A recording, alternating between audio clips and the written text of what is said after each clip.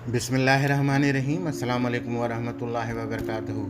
नबान foundation के YouTube channel पे आपका मेज़बान फ़ारूक हैदर आपकी खिदमत में हाज़िर है। उम्मीद है कि आप और आपसे जुड़ा हर रिश्ता अल्लाह पाक के हिफ्ज़ व अमान में होगा, आमीन।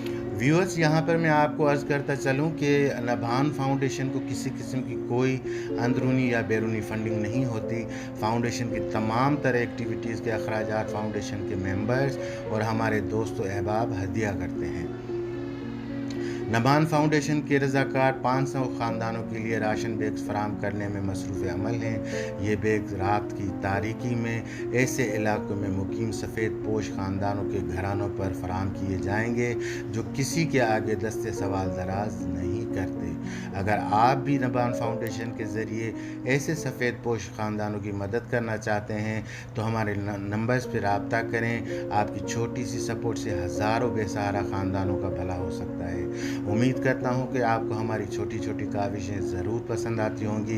नेक्स्ट वीडियो तक के लिए अपने मेज़बान फ़ारूक हैदर को इजाज़त दें, लेकिन जाने से पहले हमारे चैनल को लाइक शेयर सब्सक्राइब करके बेल आइकन को लाजमी प्रेस करें। मिलते हैं नेक्स्ट वीडियो में, तब तक अपना और अपने इर्द गिर्द के लोगों का बहुत सारा ख्याल रखें। अल्लाह निगहबान।